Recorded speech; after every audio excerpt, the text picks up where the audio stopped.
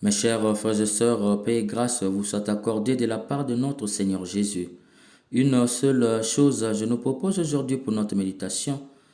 Baptisé, que la justice et la vérité se rencontrent en toi. Dans la première lecture, Paul insiste sur la justice de Dieu. Frères, aujourd'hui, indépendamment de la loi, Dieu a manifesté en quoi consiste sa justice. Si Paul insiste sur la justice de Dieu, c'est parce qu'elle s'inscrit en l'encontre de la justice des hommes. Paul nous fait découvrir le vrai sens de la justice. La justice découle de la foi en Dieu qui prend parti des marginalisés. Elle consiste à venir chercher ceux et celles qui sont en bas de l'échelle en vue de les ramener vers un niveau minimal du bien-être. La justice de Dieu, Sédaka en hébreu, a un lien profond avec la foi. Dès lors que l'homme adhère à la volonté de Dieu, Dieu, au nom de la justice, établit un lien intrinsèque avec lui et s'engage à le relever de la poussière. C'est pourquoi la justice de Dieu est son option préférentielle pour les personnes vulnérables. Mes chers frères et sœurs, c'est une révolution que Saint Paul nous fait découvrir ici avec la justice de Dieu. Nous disons que Dieu est amour.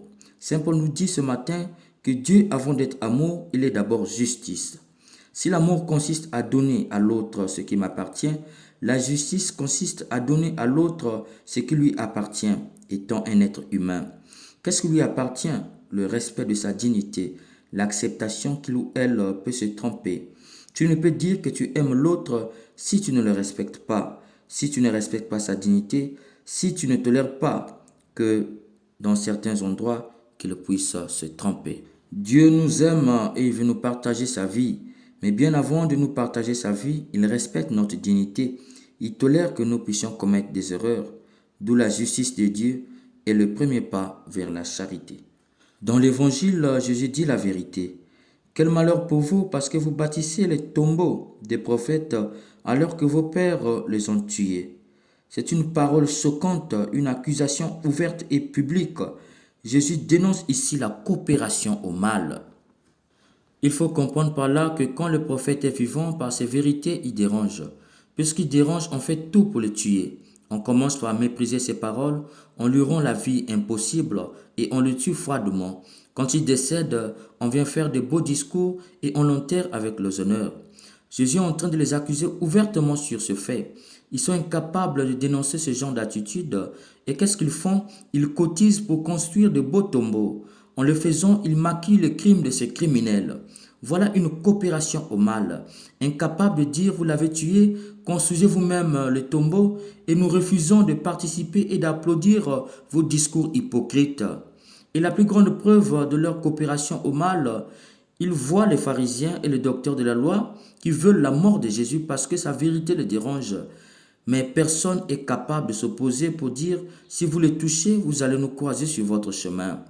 On comprend pourquoi Jésus leur dit, vous allez rendre compte. Il faut entendre par là, vous aurez le même salaire qu'eux, puisque par votre silence, votre incapacité à dire la vérité, vous avez coopéré au mal. Plus loin, il leur dira, vous enlevez la clé de la connaissance, vous-même vous n'êtes pas entrés, et ceux qui veulent entrer, vous les avez empêchés. Jésus dénonce ici le dénigrement. Il consiste à quoi? À dissuader la vérité. Quand quelqu'un dit la vérité, on cherche dans son comportement quel élément trouver afin de brandir cela comme preuve pour le salir et par là dénigrer sa parole pour balayer d'un revers de main la vérité qu'il a eu à dire. La preuve que cela se vérifie en eux est qu'ils ont commencé à harceler Jésus des questions. Pourquoi? Parce qu'ils veulent trouver les éléments pour remettre en cause toutes ces paroles. Mes chers frères et sœurs, es-tu juste de la justice de Dieu ou des hommes? Si l'amour souffre aujourd'hui, c'est parce qu'il manque la justice. Sois juste avant d'aimer. Commence par respecter l'autre en face de toi. Tout homme à côté de toi mérite respect. Tolère que tout homme à côté de toi fasse des erreurs. Errare humanes est, l'erreur est humaine. Ce qui n'est pas tolérable, c'est perseverare diabolicum, persévérer dans l'erreur qui est diabolique. Avant de croire à son je t'aime, rassure-toi d'abord qu'il te respecte. C'est cela la justice, premier pas vers la charité.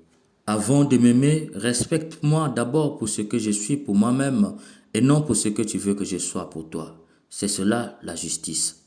Mes chers frères et sœurs, es-tu vrai comme Jésus ou faux comme cette génération?